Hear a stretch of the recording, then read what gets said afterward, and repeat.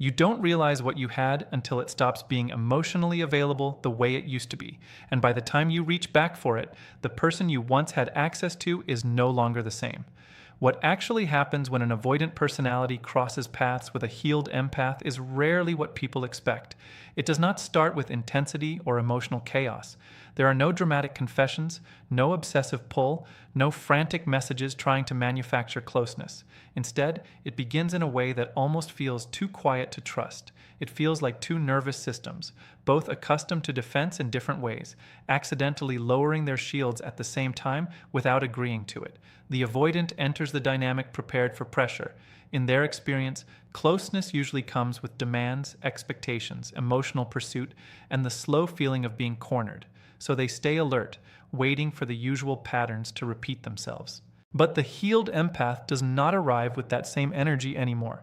They can read emotional distance without chasing it. They can sense hesitation without trying to force it open. They recognize avoidance not as something to fix, but as something to understand from a respectful distance. The difference is that the healed empath is no longer operating from rescue mode. They are not trying to pull someone into emotional wholeness or prove love through overextension. And that shift is immediately felt, even if neither person can consciously explain it. The emotional environment feels lighter, less tense, less demanding. There is space but not emptiness, closeness but not pressure. For an avoidant, that combination is unfamiliar. It feels like standing near warmth without being consumed by it. And because of that, they linger longer than they normally would. Their defenses do not drop all at once, but they begin loosening in small, unplanned ways. If you've ever experienced this kind of connection, you already know it doesn't just affect your emotions. It exposes your patterns, the ones you built just to survive emotional intensity. And this is where things start to deepen. Avoidants are not drawn to healed empaths by coincidence. It happens because, for once, they are not encountering emotional chaos. In the past, they may have dealt with people who escalated their closeness in response to distance. People who panicked, pursued, overgave, or tried to earn stability through emotional effort. But a healed empath behaves differently. Their affection is not performative. Their care is not transactional. They can express love without turning it into pressure. They can ask questions without interrogation. They can stay present without collapsing when space appears, and that alone transforms everything. The avoidant begins to feel something they rarely experience in relationships: emotional safety without emotional demand. Conversations feel natural. Silence does not feel threatening. There is no scoreboard of reassurance being constantly monitored. At first, the avoidant misreads this calmness. They assume it means the empath is detached or uninterested, but in reality, the opposite is true. The empath cares deeply, but they no longer abandon themselves to prove it. That emotional steadiness becomes magnetic in a quiet way, because underneath avoidance, there is still exhaustion. They are not actually built for endless distance. They are built for connection that never felt safe enough to fully trust.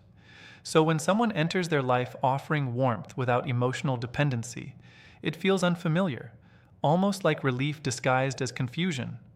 But the healed empath also notices everything. They see the inconsistency that hides beneath charm, the subtle withdrawal after moments of closeness, the emotional pauses that follow intimacy, the way vulnerability appears briefly, then retreats as if it never existed.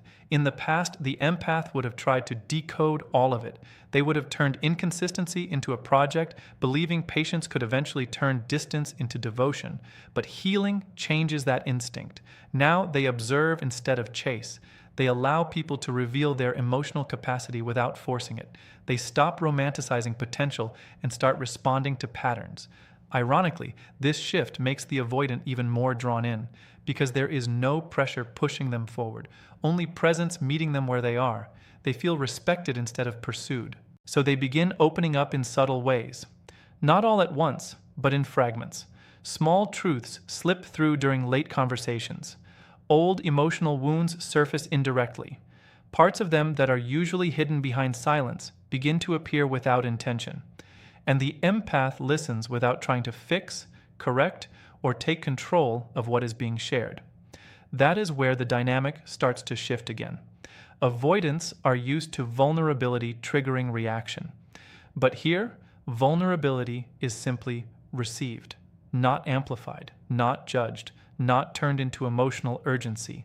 That quiet acceptance creates something unexpected: trust without pressure. Then comes the phase that confuses the avoidant the most: peace. Not the kind of peace that feels empty, but the kind that feels emotionally safe. No manipulation, no emotional chasing, no guilt-driven communication. The empath naturally gives space because they no longer believe love survives through control. And for the avoidant, this creates a strange internal contradiction. They feel both free and connected at the same time. That combination begins to soften long-held defenses. They text first more often. They stay engaged longer. They share more without overthinking it. Even their physical presence changes. The nervous system starts to relax instead of brace for impact. For once, connection does not feel like a trap closing in. It feels like breathing room, but alongside that comfort, something else begins to surface: fear.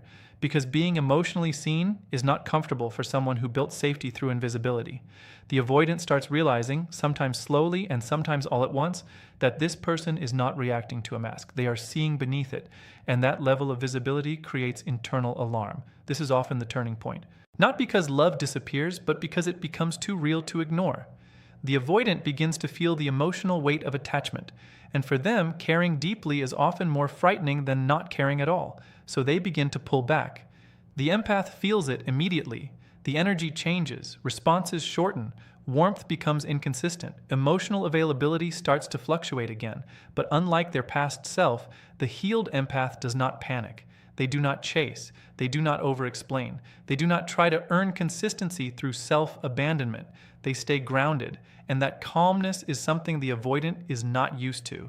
They are familiar with pursuit after distance, but not with steady presence that refuses to collapse, and that absence of reaction becomes unsettling in its own way. So the avoidant pulls back further, not always consciously. Sometimes it feels automatic, like a reflex they cannot fully control.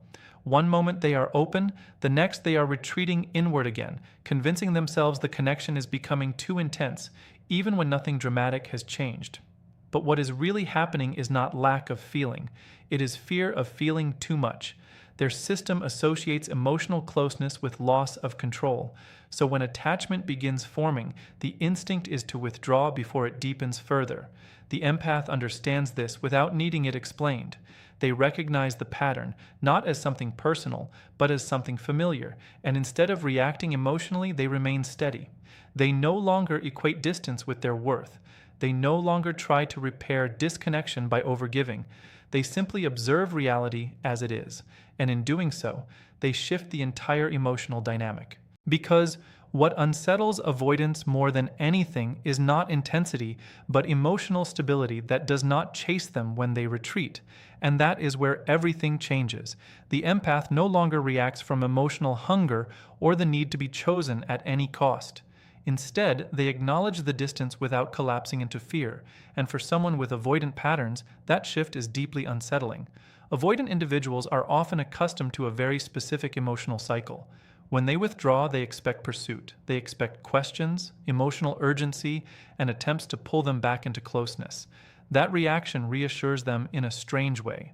It confirms that they still matter, that the connection is still active, that their absence still creates impact. But the healed empath no longer participates in that cycle. They do not chase silence to decode it. They do not treat emotional distance like a puzzle they must solve to earn love back. Instead, they stay anchored in their own life. They continue functioning, growing, and protecting their inner stability without making someone else's inconsistency the center of their emotional world. And for the avoidant, this creates something unfamiliar, because their withdrawal no longer produces a predictable response. There is no emotional chasing, no desperation, no dramatic attempt to restore connection at any cost, just space, quiet, steady, unpressured space. At first, that space can feel like relief. It aligns with what they think they want: freedom, distance, emotional autonomy. But over time, the silence begins to change texture. It becomes heavier, more noticeable. Not because the empath is doing anything, but because they are no longer doing what they used to do: reaching. That absence of pursuit starts to echo in unexpected ways. The avoidant begins to notice that their emotional distance is no longer being met with emotional collapse from the other side.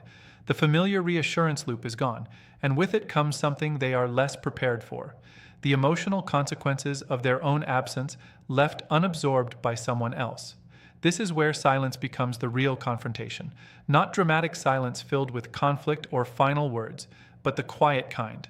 The kind where life continues outwardly, yet something internally remains unresolved. The avoidant may distract themselves with routines, work, or surface-level engagement. From the outside, they might even appear fine, detached, composed, unaffected. But emotional avoidance is not emotional disappearance. What is not expressed does not vanish. It accumulates beneath awareness, waiting in the background of attention. Meanwhile, the healed empath experiences the silence in a completely different way than they once would have. In the past, silence would have become obsession. Every message replayed, every interaction analyzed, every gap filled with self-blame and attempts at correction. They would have turned absence into responsibility, believing that if they just understood enough, adjusted enough, gave enough, the connection could be restored. But healing interrupts that pattern. Now silence becomes data, not punishment. It reveals, rather than defines. The empath still feels the sadness, but they no longer turn that sadness into self-abandonment.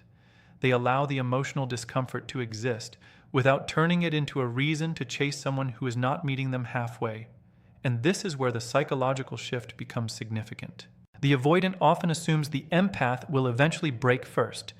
That emotional discomfort will lead them to reinitiate contact, soften their boundaries, or re-enter the dynamic in a more accommodating way. That expectation is part of what maintains the avoidant's sense of control in relationships. But when that does not happen, something changes. The avoidant is quietly confronted with loss, not necessarily immediate loss of the person, but loss of emotional access, loss of certainty, loss of the predictable presence they had grown used to even while withdrawing from it. And what makes healed empaths particularly impactful in this dynamic is the kind of emotional imprint they leave behind. They do not create chaos. They do not weaponize closeness. They do not turn vulnerability into leverage. Instead, they create emotional safety without demand, a sense of being understood without interrogation, a feeling of warmth that does not require emotional performance in return. Once a nervous system experiences that kind of connection, it does not erase it easily. Even after distance forms, memory begins to work differently. The mind replays calm conversations, emotional patience, and moments of genuine understanding, not as fantasy, but as contrast. And ordinary interactions start to feel thinner by comparison. This is often the part that remains invisible to the outside world. Avoidant individuals may not express the emotional impact of disconnection openly, but internally they process it in fragments. A familiar sound triggers memory. A random moment of stillness brings back the feeling of emotional safety they once experienced. New interactions feel slightly less meaningful, even if they are easier to manage. But because vulnerability still feels unsafe, all of this remains internalized rather than expressed. At the same time, the healed empath is undergoing a different transformation, one that is equally profound. They begin to understand that emotional depth alone does not create relational stability. They can see the emotional layers in the avoidant, the fear beneath detachment, the pain beneath distance, the desire for connection beneath withdrawal. But they also begin to accept a harder truth. Understanding someone deeply does not mean the relationship can sustain itself. Compassion does not automatically create compatibility. Insight does not guarantee availability. And love, no matter how real, cannot replace someone's willingness or capacity to stay emotionally present. This realization strengthens boundaries that once felt impossible to hold. The empath stops over-investing in small moments of affection that are not supported by consistent behavior. They stop interpreting occasional closeness as evidence of stability.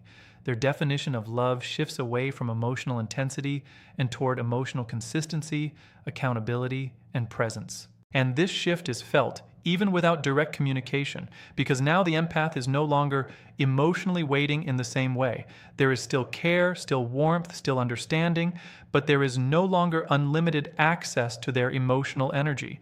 The door is no longer open in a way that allows inconsistency to enter and exit freely.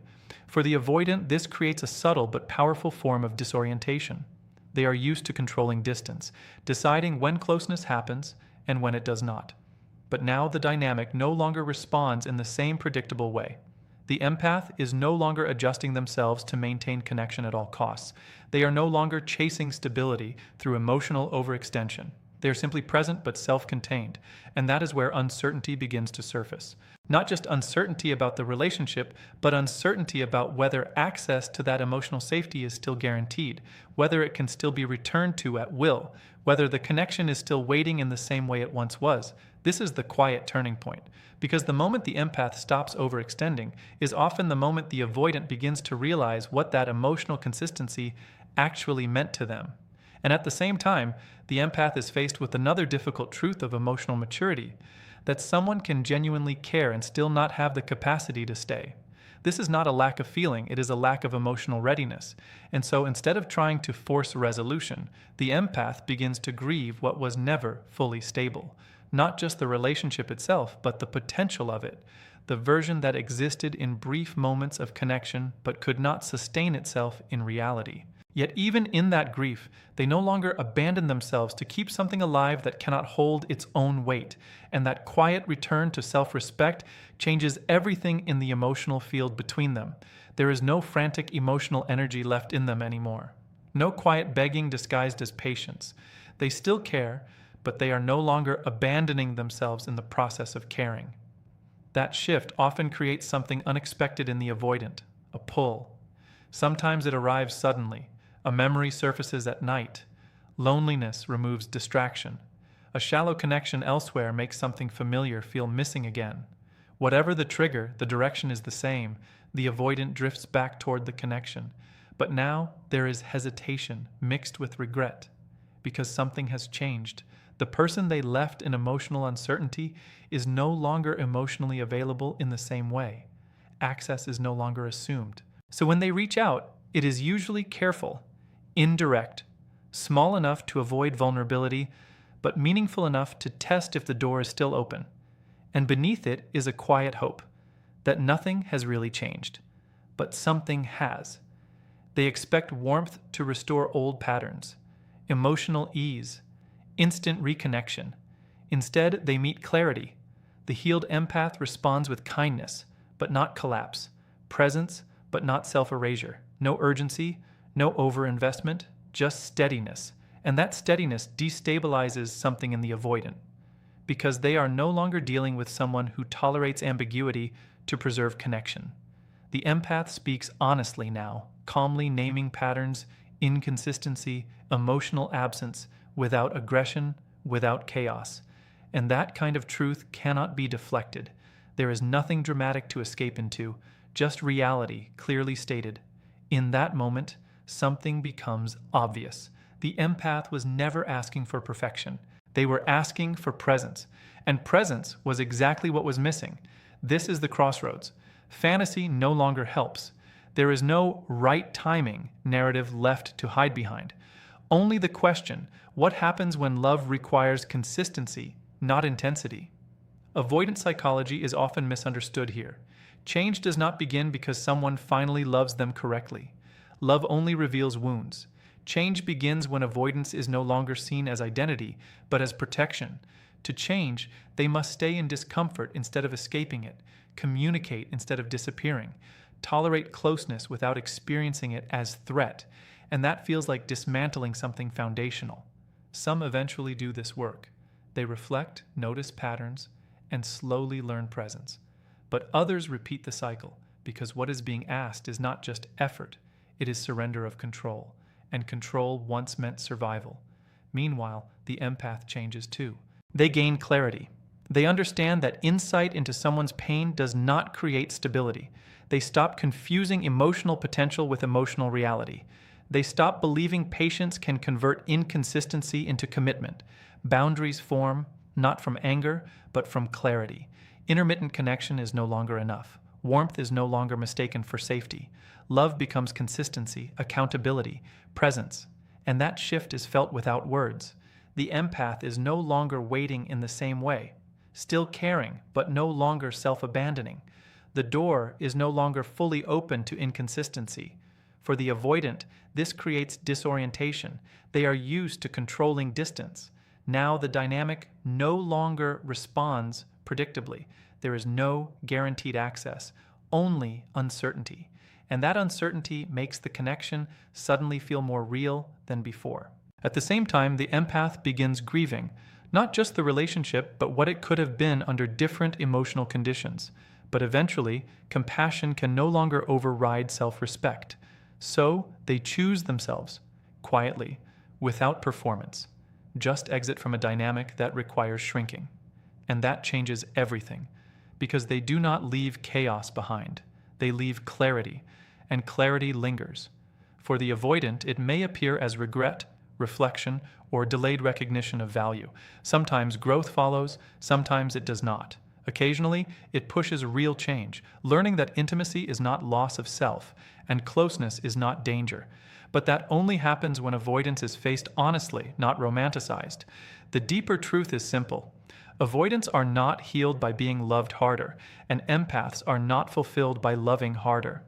Real transformation happens when both stop using imbalance as connection. The avoidant learns that closeness can be safe. The empath learns that love cannot require self-erasure. And whether they stay together or not, neither remains the same. Because some connections are not meant to be comfortable. They are meant to reveal. And when that truth is finally seen clearly, love stops being survival. It becomes something quieter, more grounded, a connection where you do not lose yourself in order to keep it. In the end, this dynamic was never just about who loved more, who left first, or who came back later. It was about what each person was willing or unwilling to confront within themselves. The avoidant was never simply unavailable. They were protected, built around distance, control, and emotional survival strategies that once kept them safe, but later kept them disconnected. And the empath was never too much. They were open, perceptive, and deeply capable of love, but too often willing to shrink themselves in order to preserve something unstable. But time reveals what intensity hides. The empath eventually learns that love without consistency is not love that can be lived in. And the avoidant eventually encounters the truth that closeness cannot remain meaningful if it is only allowed in fragments. When the empath finally steps back, it is not punishment. It is clarity. It is the moment they stop negotiating their own emotional stability for the possibility of someone else's change. And when that space opens, the avoidant is left not with drama, but with silence. And in that silence, awareness either grows or fades, because the real lesson was never about chasing or retreating. It was about presence. Presence that does not disappear when emotions rise. Presence that does not require self-abandonment to maintain. Presence that does not turn love into uncertainty. And once that is understood, the entire dynamic loses its confusion. What remains is simple, but not easy. Love is not proven by intensity. It is proven by consistency, respect, and the ability to stay emotionally present without losing yourself in the process. And anything less than that was never the destination. It was just the lesson.